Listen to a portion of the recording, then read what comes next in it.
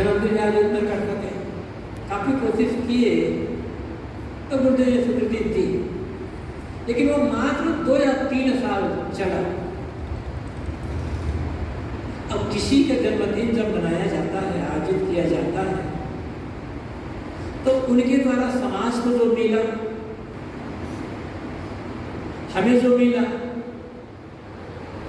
हम उसकी प्रशंसा तो करते ही करते हैं, हर व्यक्ति करता है जो मिला है अपने बड़े बड़े गुरुजनों से प्रशंसा तो करते हैं।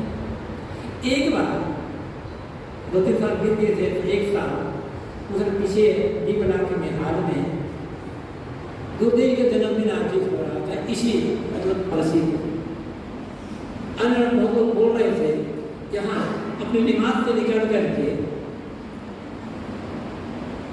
गुरुदेव जी 16 कक्षा में जा रहे थे। कोई शब्द बोल रहे थे तो गुरुदेव जी गुरुदेव की प्रशंसा में ही बोल रहे थे। गुरुदेव जी की वो आवाज सुनाई पड़ी, गए, गुरुदेव जी ने बोला, अपने जो कहना था उसने कहा, और फिर गुरुदेव जी ने कह दिया कि मेरे आश्रम में मेरे रहते मेरी प्रशंसा ये बिल्कुल नहीं होना चाहिए, इसलिए आज के बाद मेरा जन्मदिन कभी नहीं मनाया जाएगा इस आश्रम में। ये तो सख्ती से मना करती है। गुरुदेव जी का कहना था, यदि तुम मुझसे प्रेम करते हो तो मुझसे प्रेम करने का मतलब होता है मेरे विचारों से प्रेम करना, और यदि तुम मेरे विचारों से, मेरे उपदेशों से, मेरे ज्ञान से प्रेम कर रहे हो, वही मेरा जन्मदिन मनाना है। जन्मदिन तो मना और मेरे विचारों से प्रेम ना करो तो कोई मतलब नहीं होता। किसी भी महापुरुष के जन्मदिन मनाने का अर्थ होता है उस महापुरुष के जीवन का जो उच्च आदर्श है, उनका जो ज्ञान है, उनके जो विचार है, उससे प्रेम करना। और विचारों से प्रेम करने का मतलब है उन विचारों का जीवन में प्रयोग करना, आचरण करना, और तभी हम उस महापुरुष के सही अर्थों में अनुयायी हो सकते हैं। गुणानुवाद गा करके अन्याय नहीं हो सकते। सभा आयोजित कर लिए, गुणानुवाद गा लिए, और जाकर के भंडारा भी खा लिए। भंडारा के अपना हाथ धोए, वहीं पर उनके विचारों को डाल दिए। क्या फायदा हुआ फिर? हम लोग यही कर रहे हैं। तो गुरुदेव जी ने ध्यान शिविर का आयोजन किया, ऐसे बता रहा, बीच में इतना पड़ता था, लेकिन जब गुरुदेव का शरीर नहीं रह गया तो तब तो हम स्वतंत्र हो गए। इसलिए फिर जब गुरुदेव शरीर नहीं रहा तो वे मुझे जन्मदिन मनाना है, संतों के मन में विचार आया, भक्तों ने भी कहा, तो बार बार कार्यक्रम करें तो बाहर भक्त तो आने सकते। इसलिए समाज में निर्णय लिया गया कि ध्यान शिविर के आयोजन भी हो और ध्यान शिविर का समापन गुरुदेव के जन्मदिन पर ही हो जाए, तो दोनों काम हो जाएगा। मतलब भी बाहरी भक्त भी रहेंगे, संगत भी रहेंगे, ध्यान शिविर का समापन भी हो जाएगा और गुरुदेव जी के जन्मदिन का उत्सव भी हो जाएगा। गुरुदेव जी ने समाज को क्या दिया ये कहने की आवश्यकता नहीं है, सब जानते हैं। लेकिन कुछ बातें ऐसी है जो गुरुदेव जी यदि कबीर पंथ में ना आए होते तो त्रुटियां कबीर पंथ की कभी सुधरती नहीं। सिद्धांत में बातें थी, सिद्धांत में लोग कहते थे, लेकिन व्यवहार में उतार नहीं पाते थे।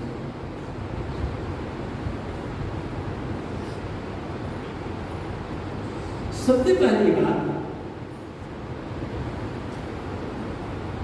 हमारे मूल पुरुष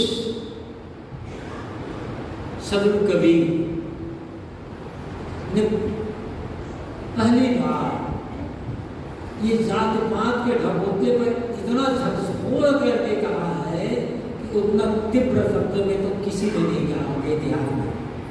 महात्मा बुद्ध ने, तथागत बुद्ध ने भी जालपा कहा है, जालपा, लेकिन उतनी तीव्रता से नहीं कहा, उतने जोर से नहीं कहा कि जितने जोर से फटकार करके कबीर साहब ने कहा। असल कबीर ने कहा कौन ब्राह्मण कौन शूद्र, एक एक त्वचा हार मलमूत्रा, एक रुधिर एक गुदा, एक गुण से सृष्टि की है वो ब्राह्मण को शूद्रा। चाहे हिंदू हो चाहे मुसलमान हो, चाहे ब्राह्मण हो चाहे शूद्र हो, चाहे स्त्री हो चाहे पुरुष हो, सबके शरीर में लगा हुआ हार मांस चाम एक जैसा है। सबके शरीर में जो मलमूत्र है, रक्त है, एक जैसा है। किसी के शरीर के चाम को या हड्डी को या मांस को या मलमूत्र को या रक्त को किसी डॉक्टर के पास भेज दो और कहो डॉक्टर से ये बताओ कि ये चाम, ये मांस, ये हड्डी, ये मलमूत्र, ये रक्त हिंदू का है, मुसलमान का है, कि ईसाई का है, कि स्त्री की ब्राह्मण का है, कि शूद्र का है, कि गृहस्थ के साधु का, कोई बताएगा? वहां तक रुकता है। तो कस करके सरल कबीर ने झाड़ा और साहब ने प्रश्न किया, तुम कस ब्राह्मण, हम कस शूद्र, तुम कस लोहू, हम कस लोहू, तुम कस दूध। क्या हमारे शरीर में खून है, तुम्हारे शरीर में दूध है? जैसे मेरे शरीर में खून है वैसे तुम्हारे शरीर में खून है। मेरे शरीर का खून जैसा लाल है वैसे तुम्हारे शरीर का खून लाल है। हाँ, ये यदि होता कि मेरे शरीर का खून लाल होता और तुम्हारे शरीर का खून सफेद होता तो मानता कहा कि तुम जन्म से ब्राह्मण हो और मैं जन्म से शूद्र हूं। लेकिन मेरे शरीर का तुम्हारे शरीर का खून तो एक ही जैसा है। इतना कस के झाड़ा सरल कबीर ने, उतना कस के दुनिया के इतिहास में किसी ने नहीं झाड़ा है जाति पात के बारे में। हमारे पारसी संत या कविपत के अन्य संत प्रवचन में जात पात का तो खंडन करते थे, लेकिन पंगत में और खान पान में वही रोग छुआछूत था। मतलब एक छोटी जाति एक बड़ी जाति। मैंने बताया ना कि मैं जब सन 74 में गुरुदेव जी के पास आया था, तब हमने अपनी आंखों से देखा। हमारे और बड़े गुरु भाई हैं, सुधार साहब, गुरजतन साहब, कृपादान साहब, ये लोग और अच्छी तरह जानते हैं। हमने भी देखा वो साधु हैं, भगत हैं, समर्पित भगत हैं,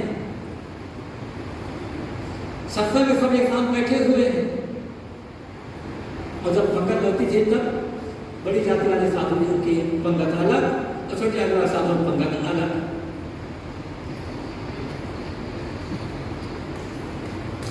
इन्हें सूत्र कहा जाता है। छोटी जाति का यदि वो साधु भी हैं, भगत नहीं बना सकते थे, बनाना भूल नहीं सकते थे। और तो दूर की बात, जब पंगत में साथ नहीं बैठ सकते थे तो पंगत छोड़ने की बात दूर है। और वो भी अद्भुत, जैसे बड़ी जाति वाले हैं, वो लोग पंगत में बैठे खाने के लिए और उसी से थोड़ा हट करके, ज्यादा दूर नहीं, 2-4 फीट दूरी पर छोटी जाति वाले महात्मा लोग बैठे हैं। तो बड़ी जाति वाले जो महात्मा लोग हैं, भगत लोग हैं, उनको जो भंडारी भोजन पड़ रहा है वो छोटी जाति वाले जो साधु हैं उनको भोजन नहीं पड़ सकता। वो निकालता बाहर से, भीतर से बनाना से, तो दूसरे को देता, तब वो उनको परसता। अब तो परस या बचेगा तो बताना भी नहीं जाएगा, जाकर छुआ जाएगा सब सब। इसलिए इतना छुआ से समाज में रहा, कई बात नहीं, हमारे आश्रम में रहा है, इस आश्रम में नहीं और जो आश्रम में वहां, इसको गुरुदेव ही नहीं तोड़ा। और जब ये आश्रम बन गया तब तो एकदम खुले आश्रम बनते ही गुरुदेव जी ने कह दिया कि यहाँ कोई जात पात किसी से पूछेगा नहीं, जैसे मैं आदमी से सामने वाला आदमी, बस बात खत्म।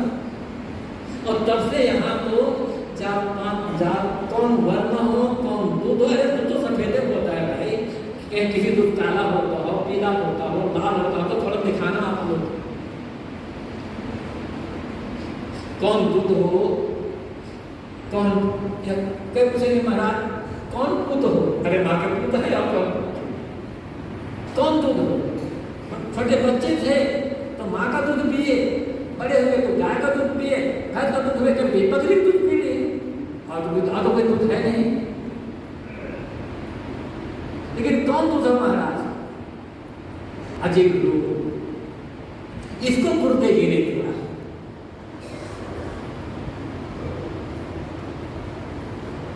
और आज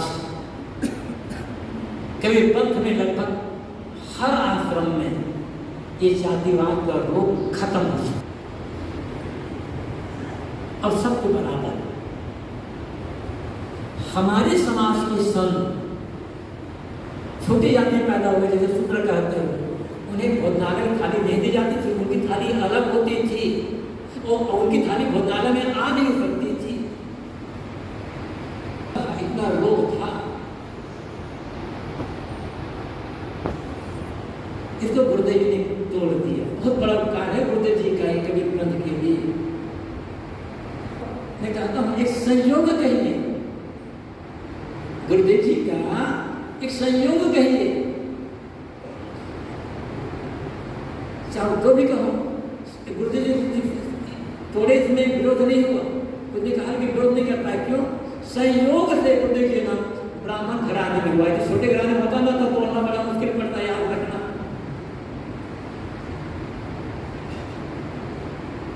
क्योंकि जातिवाद के अंदर कुछ है नहीं, लेकिन संयोग से गुरुदेव के जन्म एक ब्राह्मण परिवार में, शुक्ल परिवार में हुआ, उच्च ब्राह्मण कहलाने वाले में, इसलिए गुरुदेव सामने कोई बोल नहीं पाए।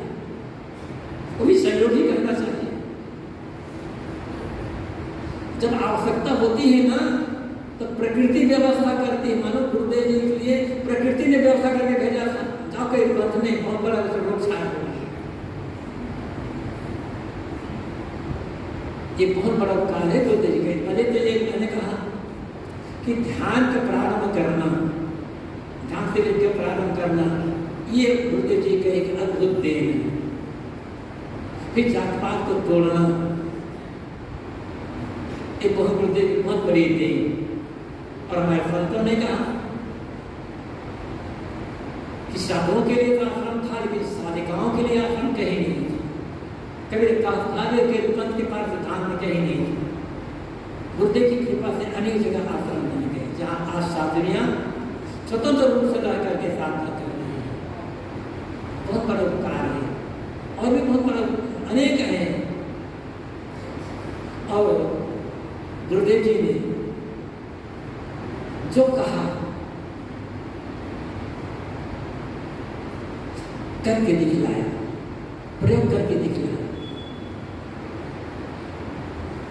गुरुदेव जी किसी काम को छोटा बड़ा नहीं मानते थे, हर काम करने तैयार। स्वयं तो वो 21-22 साल की उम्र में जब घर छोड़ करके पंथ में आए तो कोई सेवा का कोई ऐसा काम नहीं था जिसे उन्होंने ना किया हो। बड़े बड़े बताते थे भंडारी साहब, श्री विमल साहब हुए, जिनका सराहना हुआ है। श्री विमल साहब कहते थे, जब गुरुदेव जी घर में थे तब हमारे दादा को उनके होटल लगा हुआ है, श्री विमल साहब को लेकर के गुरुदेव जी के जन्मभूमि में गए थे। तो श्री विमल साहब कहते थे, जब मैंने उनको देखा तो मुझे लगा कि यदि ये लड़का कोई पंथ में आकर हमारा आश्रम आ जाए तो बहुत बड़ा उपकार होगा। काफी गुरुदेव जी के जीवन में श्री विमल साहब काफी प्रभाव रहा है।